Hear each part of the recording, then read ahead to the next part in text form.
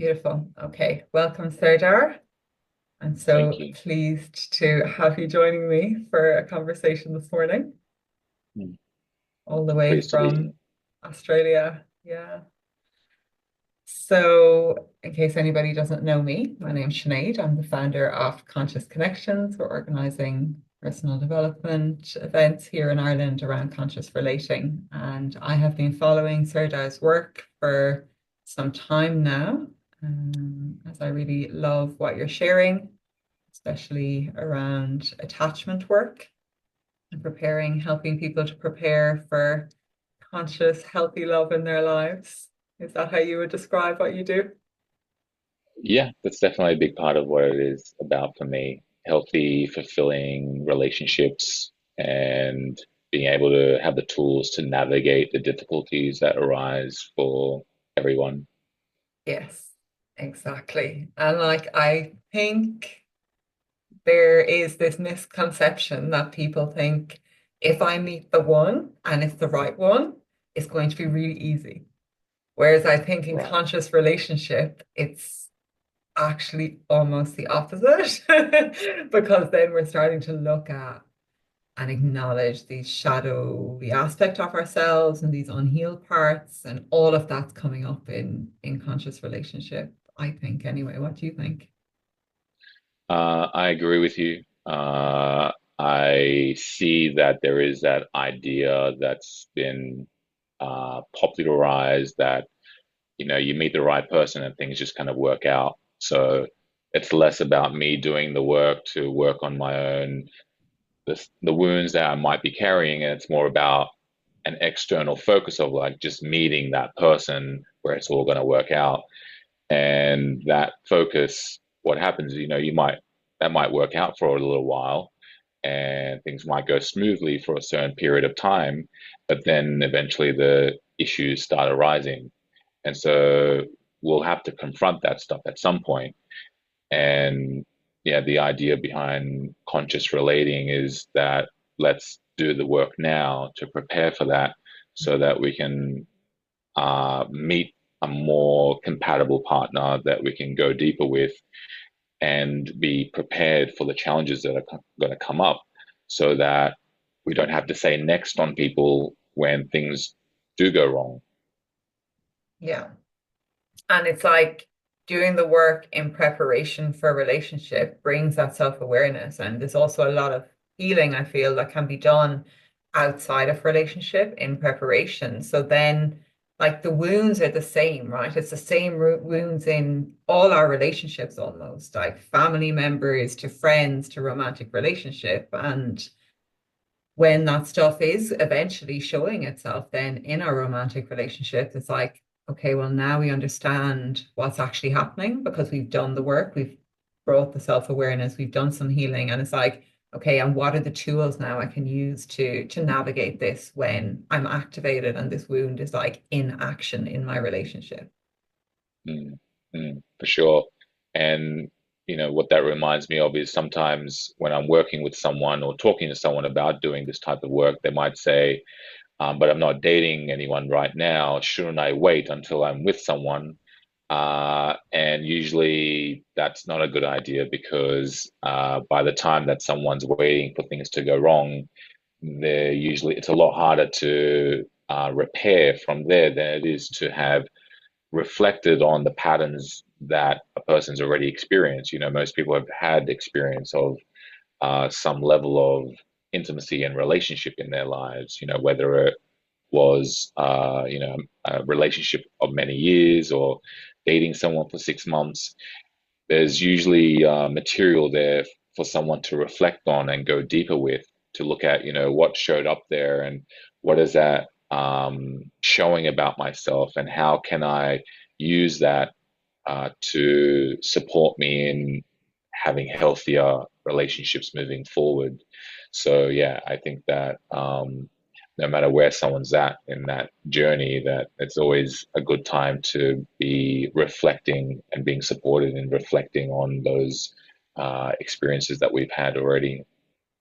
Completely. And I think through self-knowledge, we build self-trust as well, because I see.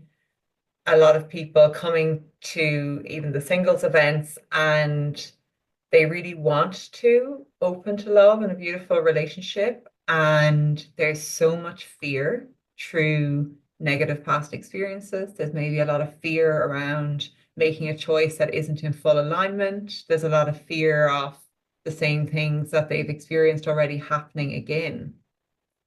mm, And when we're doing this like deep work and we're really reconnecting to ourselves and the who we are beneath the patterns and the conditionings and the traumas, then when we're coming to meet a partner, we can do so from a lens that's like a lot clearer. Like I know who I am, and it's not to say that I am completely healed and that stuff isn't going to come up again. It is, but I'm going to be able to recognize it and I can make a very grounded decision about who I'm choosing to step into partnership with. mm, mm. Right. Yeah, I think self-trust is a huge theme. And, what helps to build that self-trust so that we can also trust others is being able to integrate negative past experiences that we've had, so that it's not this unintegrated experience that's continually creating a sense of a lack of safety, because I don't know whether I might repeat that experience again because I haven't integrated it yet. So if I feel like I've integrated that to the degree that I understand why it happened, I see how I could avoid that in the future. I have a real sense of confidence in having integrated it in that way. Then I can move forward with self trust.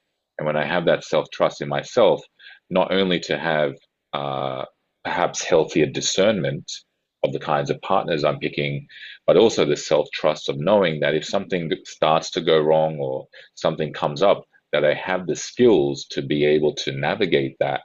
That's a whole another level of self trust that really means that a person can enter intimacy with others, um, and hit the ground running, which is a really Mm. core aspect of secure attachment when a person's done that type of work to feel like they're able to trust others, because they've integrated the past experiences that have led to a lack of trust either on in themselves or towards others.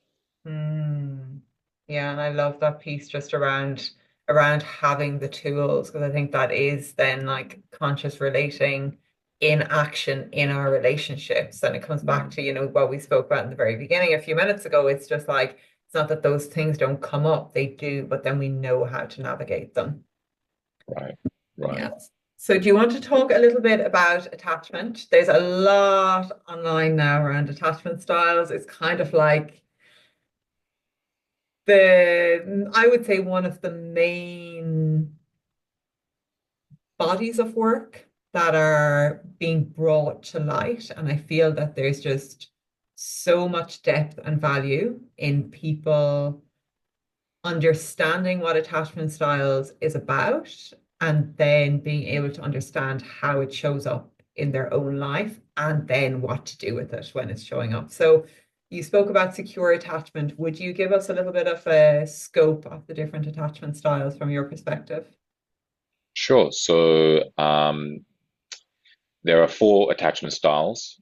One of them is secure attachment, so that's the ideal attachment style, and then there's the what's categorized as the insecure attachment styles, which are anxious attachment, Mm, avoidant attachment, and disorganized attachment. So anxious attachment is the one that's associated with, people who, might have heard that from someone that you're being too needy, for example. mm, They have often heard something like that, or they fear that they'll be seen in that way because they tend to have what's called a hyperactivation of their attachment system, which basically just means that they want a lot of closeness. They really want to merge with other people. Um, they also tend to connect with people who want that a lot less than they do. And there's a lot of stress that that creates for themselves. And it's unintentional, when we understand what's going on underneath, we can understand with compassion why that happens. But that's one of the symptoms of anxious attachment is really wanting a lot of closeness with someone and often feeling like we can't get enough of it. There's never enough of a sense of security or closeness or reassurance in the connection. So it leads to a lot of anxiety and preoccupation, meaning thinking a lot about the connection and worrying about it. Yeah. So that's anxious attachment. I think a lot And of people yeah, dating, especially, will be able to, if they are anxiously attached, I think it's the style that is, very easy to identify, especially in the early stages of connection, because it's this mm, like inaction. It's like they haven't messaged me back, or where did they go, or now they ghosted me, and it's about what did I say? All of that is linked to it, right? right, right, yes, it is. Yeah. And yeah, go on. Yeah, and so that's anxious attachment. Then there's avoidant attachment, which is closer to the opposite. It's where a person is more independently minded. They tend to have uh, a sense of self-sufficiency, so they are more the person that's wanting less connection and wanting less closeness, and they often partner with more anxiously inclined partners, and there's we won't go into all the detail of why that happens, but I'd love to, uh, but it's not for this call. yeah, it's unfortunate because that brings up it reinforces their own unconscious beliefs that other people are not safe because their partner is needing something of them that they don't feel like they can provide. So they're the people that feel more independent and self-sufficient, but it can rather than it being this balanced level of self-sufficiency mixed in with the capacity for closeness, they tend to lean towards pulling back and needing a lot of alone time and separateness from the people that they're connecting with. Yeah, I think, and please tell me what you think, your feedback on this. I think that this attachment style can be a lot more discreet, that people maybe don't realize as easily that they are avoidant. I think anxious is there. It's kind of like in your face. It's in your body. Right, It's a whole right, experience. And avoidance, whilst it is very much in the body, especially as when we're really triggered in avoidance, it's for me, it has felt like a flight state that my whole nervous system is activated. And it's like I have to, it's just flight.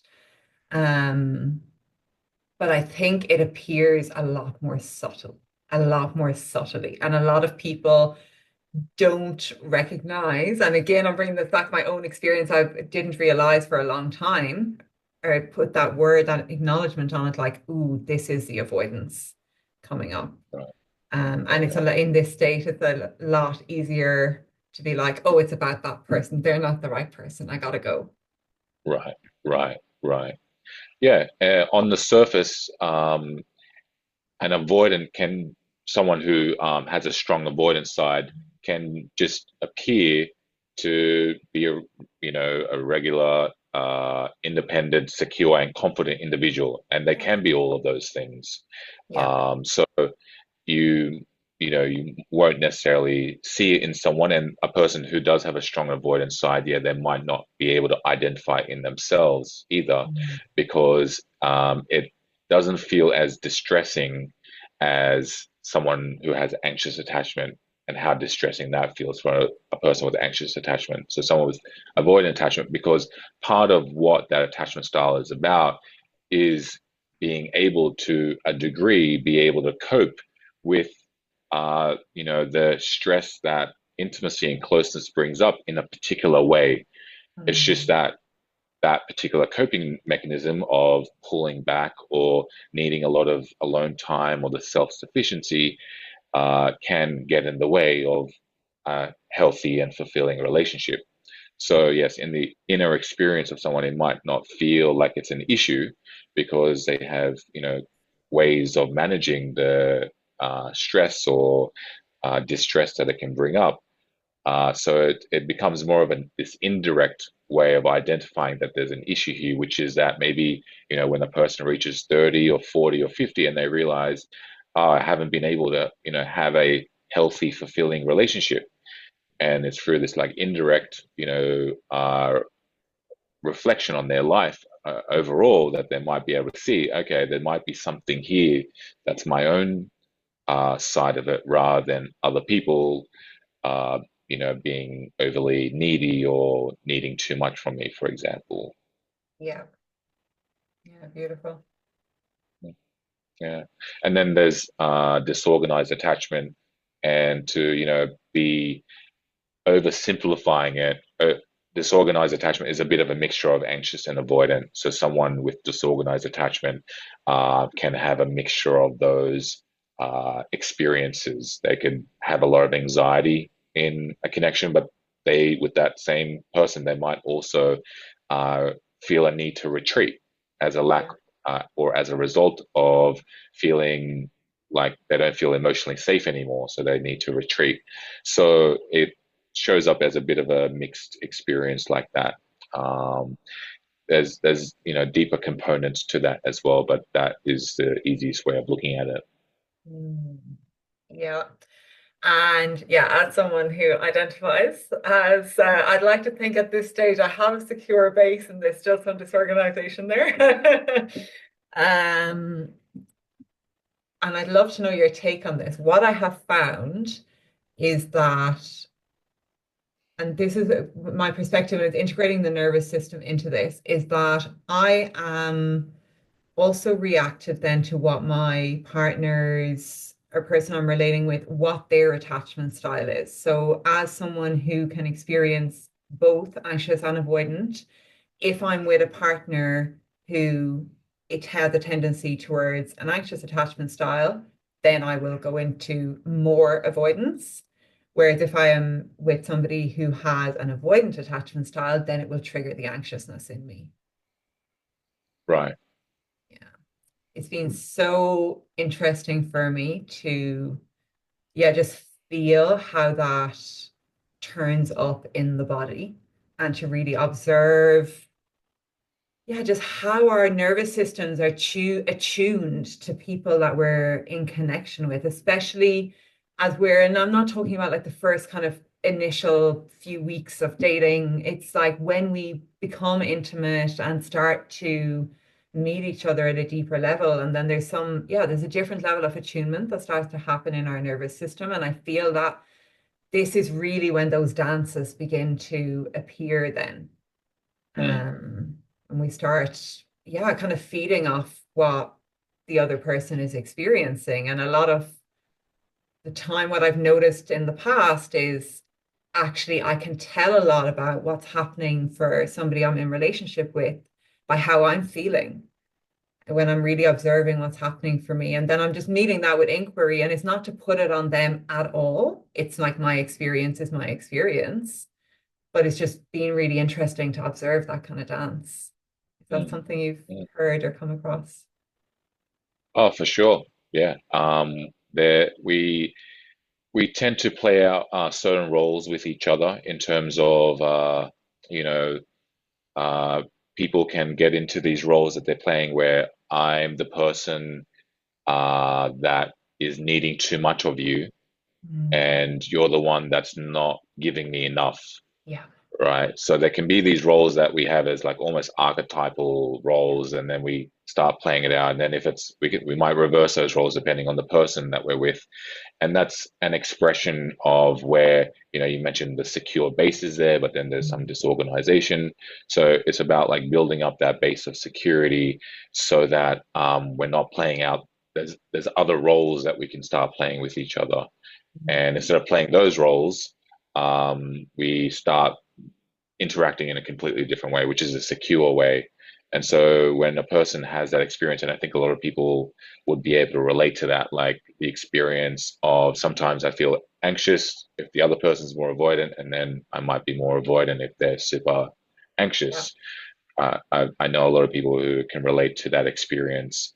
And one way of working with that is to really develop our skills in working with our anxious parts and the skills of working with our avoidant parts as well at the same time. And through that process, we move towards secure attachment. And so when I know how to be and interact with that secure part of me. For example, if I'm interacting with someone more avoidantly inclined, instead of playing that dance with them, I introduce a new move. And it might be something like, hey, I'm noticing that like there's a dynamic between us where when I'm wanting to spend more time with you, it seems like you're starting to pull away. Is that something that you're noticing as well? Like, what's your experience of this like? Um, so that can be a new move for someone who's used to the old, just playing out the roles and like, trying to get more, but it's ineffective or indirect and like speaking to it. And that's just one Mm, example of like a new move that we can play to stop playing out those roles with each other, and that invites the other person in, and they might be able to meet me in that space of, yeah, I think you're right, like it's been too overwhelming for me, or they might be dismissive of it. Either way, we're now entering a different space, a different way of connecting with each other, where we're not playing out those old roles anymore. So that's the territory of secure attachment. That's when we're mm, entering into more secure ways of relating. And it can be the same in reverse. If working with my avoidance side, it could look like, hey, I'm noticing, instead of just withdrawing when someone's sending me a lot of messages or wanting a lot from me, I might actually say something and communicate and say, I'm noticing that the level of contact is feeling a lot for me. I'm wondering if you're open to talking about a different way of doing this so that it doesn't feel as overwhelming for me, because I still want to get to know you, but the texting each other so much is just leaving me to feel overwhelmed. Are you open yeah. to like collaborating and talking about it? So that's a new move for our more avoidant side. So that's Mm. how we can start to interrupt those old roles that we often unconsciously enter into with each other. So Yeah, I love that. And I just think that is such a valuable takeaway that people can really implement as well. And yeah, I love it because I also do this as a practice and also with a friend just a few days ago. And I was like, hey, do you know what? I'm kind of noticing this thing. And then she was like, yeah. And I was like, okay, this is great because I'm like, this mm, is just turning up. And I think it's mm, beautiful when we are relating with people who also have an interest in doing this work and then we can create an agreement. Like I dated somebody last year, and we're like, okay, so this is, he was more anxious, I was really in avoidance, and we were like, let's just call each other out on this with a lot of care and compassion. And it was amazing when I would hear, hey, do you think this might be the avoidance thing? I was just like, yes, like this person is not going to let me get away with this, and it totally shifted the dynamic in that moment. mm, I right. felt from one moment to the next totally different in myself. Mm, It was so, so beautiful. And I think, yeah, that's the real beauty of conscious relating work. It's those mm, those are like the gold moments, I feel, in for relating sure. when we're doing this work.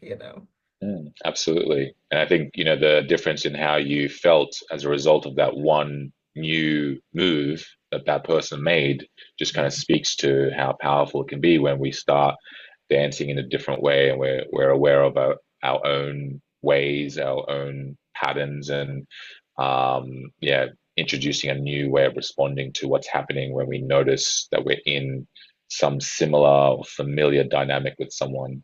And there Mm, is a nuance that um, it does depend on, it sounds like you had an agreement around mm, doing that with yes. each other. So Yeah. some people, hear what I shared before, and they'll just randomly say something, but there isn't an agreement around calling each other out or speaking Mm, to the thing, and then it can land in a way that doesn't feel emotionally safe for the other person, and that makes them withdraw even more. So there are nuances to like how we do these new moves that yes. can make it more effective. Mm, But yeah, the idea is, that there are like small and big things that we can shift that really create a powerful ripple effect in terms of creating new kinds of dynamics in our lives and more fulfilling relationships, more easeful and authentic and deeper forms of intimacy. beautiful. So look, we could just stay on this call for another like 5 hours, but I know we had said we were going to do a quick chat and we've gone over already. So I want to honor the original timekeeping agreement and not keep asking you questions. Yeah, I But understand. Yeah. yeah, I think it's going to be really valuable for people just to get this perspective and um yeah, begin to reflect a little bit on what their own experiences are and also how they could introduce like new moves, as you explained, into their dynamics going forward. And it's it's a new concept. It's not, I suppose it's been yeah, it's still a new work, even though attachment styles, I can't remember, was it in the 70s or 80s that the original work was done. So it has been around for a while, but it's only just kind of coming into action now, I feel, that Mm. people are becoming aware and are able to use it or to work with it is a way I prefer to say it, to really be healing within themselves and then bringing that to relationships so that in the end, we can have healthy, thriving relationships coming from a place of self-awareness. That's what it's all about. Yes, absolutely. Thank you so much for joining me. How can people find you if they would like to connect with you and your work? Yeah, so you can either follow me on Instagram or Facebook under the name Serdar Hararovich, Yeah, or you can go to my website. And so I have resources on there for people to, dive a little bit deeper into this work. I have master classes, webinars, articles, and yeah, I work with people one on one as well to heal attachment wounds and become secure as well. So beautiful. Amazing. And what I'll do is wherever this goes, wherever it's shared, then I'll drop those links in for people to find you easily as well. sounds Great. good. Thank you so much. My pleasure.